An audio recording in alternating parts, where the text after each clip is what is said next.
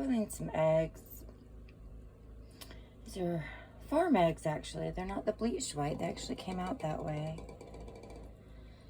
Alright, so when doubt saves your life. This was December 2023. As much as I want to go to bed, it's like I can remember specifically a conversation in my bedroom with my dad in the doorway and him telling me, I don't want to have to kill you, Dad. I mean, whoa, it just didn't register that he was serious. And I was like, hell no. He's like, yeah. He's like, I don't want to have to kill you now. Be careful what you remember. Be careful what you recall. I mean, evil. And I just didn't get it. He would see that I was just like, locked it out. He would know that either I was denying it so well to him, or that I really just didn't know what the F he was talking about at the time. And so he chose to spare me. My mommy would let me know and confirm that. You know, but I'm glad you don't remember much, because it's the only reason why.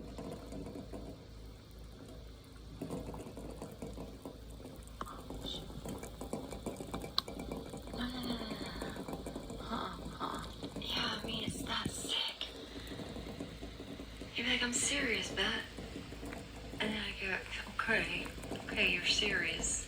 Like, I literally never took him serious. And that is probably exactly, that is what saved my life. Is I just never took it serious that he would be capable of doing such. And he would even say that he'd be like, you know, y'all just don't think I'm capable. That's why y'all aren't afraid. Oh my God. Yeah, I mean, these are the unspeakables. They are the unspeakables. But I still have to speak it. My mom's sitting there in that chair, that blue chair. One elbow on her knee. Hand to her face. Y'all be careful now. Don't upset your father too much. You know, your father's capable of murder. And he'd be rocking over in that chair across from her. And like, oh yeah, okay, Carol. You know, you think I'm capable of murder? Well, yeah, Rob, you keep reminding me how you used to be a Marine. I mean, it does. It just makes me sick, like I'm feeling my faint. I'm so tired of this, but I gotta spit it out. I gotta tell it. The threats were just all the time, just so right there in your face. But you just didn't see it at the time. I mean, I'm serious now, Beth. I'm serious. Y'all better watch out. Y'all better watch out. That's what it was. Y'all better watch out. I'm serious now. I'm serious. Y'all think I won't do something to you, but you know I can. Just know that I can. Just know that I can. Yeah, I mean, it was constant homicidal threats. And my mom would use that term. You know, Rob, can you just stop with the homicidal threats for a while, please? You know, like, Rob, I'm really sick of your homicidal threats, man. Like, it's getting old. You know? I mean, just on the constant. On the constant. And she would just say that. She'd be like, your father's just on his constant homicidal threats. Your father's just wanting to kill people all the time. You know, and if he's not, he's talking about it. That's what she'd say. If he's not, he's talking about it. I said, what does that mean? I'm telling you, I'm literally like, I bet all this stuff that I've been recording about the sexual stuff and how he drove a wedge between us, I mean, it probably just comes down to like getting his DNA and his fingerprints, running it through that system. I mean, I'm just probably going to be blown away at how many he's probably freaking killed. And y'all got like all these families that are going to be like, oh, we finally know who the killer is. And then it's like, oh my gosh, it was Elizabeth Wright, you know, freaking prom queen in the 10th grade, and, you know, cheerleader, basketball player, and then I was a model, and I'm just gonna be like, oh my god, Elizabeth Wright's dad, he was a psycho that, I mean, oh my god, you can just feel it in my heart. Like, but this would be freaking closure to so many people. And at least some sort of like resolution to the lady who had her beautiful feral, I mean, see, I'm calling it a feral, her beautiful exotic cat pet child, you know, murdered. Have something, you know, some justification that, you know, hey, he lied. Just lied. I mean, and what he did to Amber. Sonia always thought something was up with my dad. My friend Maggie knew something was up with my dad. You know, my friend Kim liked him. I'm like, Kim, he's freaking like hitting on you. You know, he's wanting to buy you clothes too, you know, like, I mean, definitely all my middle school friends thought he was creepy. You know, but I think we all thought all dads were creepy, so, you know, big deal there. But, I mean, he did. He was the one following us around the mall and trying to say he's protecting us, but he's probably just creeping out, trying to figure out which one's the most vulnerable, you know? Like, just faking everything. Just faking everything. And my mom would say that to you. Your father just fakes everything except for his desire to kill. Oh my god. Yeah, and it was like, yeah, Rob's supposed to be like, you know, hey Carol, have you decided to turn me in yet? Or something like that, you know? Something cocky, something arrogant, right? You know, like, are you going to turn me in yet? Or have you turned me in yet? And she'd be like, no, Rob, no, I don't have, you know, I have proof, I don't have the proof, there's no evidence. And I think he would even taunt her, like, well, just tell them enough so they'll want to fingerprint me and get my DNA. I mean, he would taunt her like that. And he would go, just remember, though, if they don't find anything on me, you know, and she goes, well, if they don't find anything on you, Rob, then I guess you're really not a murderer, and I don't have anything to worry about then, do I? I mean, like, so she knew how to come back at him. And then he would go, yeah, but you know better. But you know better. I mean, sicko.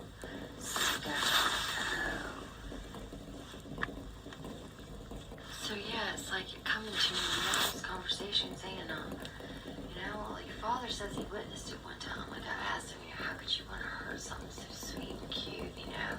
How could you want to hurt someone's animal? How could you want to hurt, like, you know, just a little animal, whether it's a bunny, whether it's a bird, you know? I think he used to shoot them down with, like, you know, BB guns or something, you know? Just, like, whether or not it's a little animal that's just so cute, or whether it's, like, you know, a rat or whatever, you know, mouse or something, you know? She'd be like, well, why would you want to do that, you know? And he's like, well, I witnessed it one time, and I thought it was kind of cool. And I was told it was just an animal, and it didn't really have feelings anyway. I mean, I'm telling you, that's what was said. And then she was like, well, then once you learned, you know, like, once you learned that they do have feelings, you know, didn't it make you want to stop? And he said, yeah, for a little while. Yeah, for a little while. And then she'd go like, well, why just a little while? I don't know if I can remember that answer. Because that's like weird. You know, yeah, for a little while. And I know she'd go, well, why just a little while? And I think maybe that's what she even said. She goes like, yeah, he said, you know, yeah, just a little while. And when I said, well, why just a little while? He said, I don't know, girl, I don't know. Or he just didn't give her an answer. So maybe he doesn't know. I mean, oh my god. And then it was like, I guess he had abandonment issues. Or no, I guess it would have been neglect. I mean, that's what I'm kind of gathering right now. Like my grandma being a school teacher, my grandpa being supposedly a somewhat successful pecan farmer, because I do remember my mom saying, like, well, your father's father was a successful pecan farmer, you know, father's father was a successful pecan farmer. And you know, but even though he was successful, he just didn't make quite enough. Like, he was barely able to put dad through college or something. You know, like, yeah, they were able to sustain the farm, put food on the table, you know, get their basic necessities most of the time. Maybe not all of the time is what I was said. You know, it's something about how his mom had a miscarriage. Like, he was supposed to have a sibling, but they didn't. And I really, like, every time I've heard that little thing, like, I've only heard it a couple times in my life, a few times in my life, that, you know, he was supposed to have a sibling, but that his mom miscarried. So there was always something fishy about that story. It was always something like, I don't know, I've just always questioned that. I've always been like, that just didn't sound right the way it was told to me. And I have always suspected, in some weird way, I've always suspected, did my dad do something to his younger, almost sibling or something? Like, I wonder if there isn't some secret there, some family secret there, where maybe grandma didn't really, you know, have a miscarriage. Like, maybe dad did something to the baby, but, you know, I don't know. See, I hate saying that shit, because it's true. It's like, you know, even though I might have the claircognizant stuff, you know, claircognizance and everything, it's like, and even though I can envision that, and, you know, given what's said to me, you know, and Nancy's like, people don't really talk about their problems and, you know, small town problems, it's like, I just envision that being like a little cover up. You know, like, I don't know, but, you know, that's something that, you know, I can't even, let's just show you, I don't dig into that, you know, if you want to know, but, you know, no one's alive, they're all dead now, you know, so, I mean, I think that's the thing, he just thinks things will go to the grave, you know, because his father, my grandfather, passed away, the year I was born, so that's weird. That's weird. When I'm a year old, my mom and dad get married, and both of our grandparents die within a year. And then my brother and Crystal get married, and both their mothers die within a year. And it's just like, or they both died at the same time. I don't know. It's just, I don't know, man. There's just something creepy with that. So tired of this. I'm so tired. So anyway, not going to go on speculations. The real issue at hand is the homicidal threats. That's what it is. The homicidal threats my entire life. That's what it comes down to. That's what it comes down to. Is the homicidal threats and homicidal tendencies, and really the homicidal witnessing, you know, kind of from afar or secondhand. I guess secondhand witnessing, because it's my mom talking. You know, she's not around to verify that. And so it's like I just have to go like, hey, this is what I've heard. Didn't know to report anything until now. I just didn't. Yeah, I mean, or maybe I should say, because my mom would say that too, I just didn't know that it would be important enough to report right now, or be taken seriously enough, or if she would have enough to go on, or enough proof or evidence. I mean, she would put it just like that too. And that is where I'm at. It's like, wow. I mean, really, wow. Like, when you know, then it's like, how do you go about it? And she would say that too, and she would stand in front of the kitchen counter trying to make dinner or something, and squinting her eyes, squinting her teeth, gritting her teeth, squinting her eyes. She had her hand on her face, and her fingers in between her eyes, and just stressing it out. And she'd be like, I just don't know how to go about it. I wish I could, Jenny. Well, I just don't know how to go about it. With all your threats, and, you know, knowing how you know how to get away with things. Just like that. Knowing you know how to get away with things. Yeah, the spirit of truth rises up in me in the middle of the night.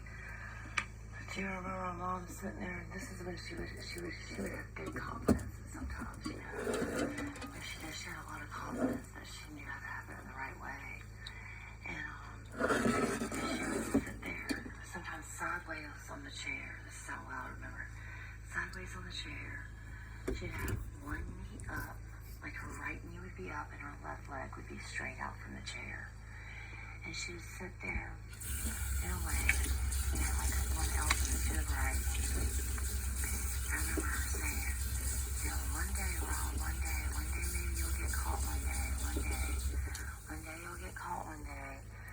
you'll be so arrogant. You'll be so arrogant to think that you wouldn't get caught.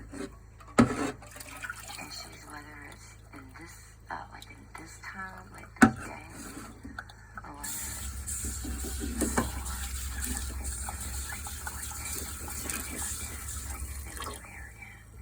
or you will be so arrogant, like all of them. But you'll be caught one day because you'll be so arrogant and think that you will. I keep praying that, I keep saying that, thinking that's going to happen one day. And I'm telling you what, if this is it, that'd be so awesome.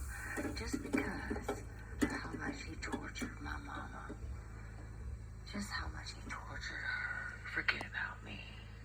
He was so mean to her. He took her entire adult life. And I think my mom even said that too. She was like, yeah, you've been taking out, the kid's childhood life. She was like, and you've been taking my adulthood life. She goes, you think you just take people's life, people's pets' life? You think you just take life and, it doesn't matter? He goes, but you've been taking the life of the living. Like the living lives. Not just the lives you take to kill. Oh, and I think she said that too. Oh, that's what it was too. She said that. She goes, yeah, it's the life of the living you also take that matters. Like the walking living. That's what she was saying too. Oh my God, to hear it now. Oh, thank you, Spirit of Truth. It's not just the ones you kill that end up dying. That's what she said. It's not just the ones that you kill that end up dying. But she's like, the ones that you kill, they're still living. Oh my God.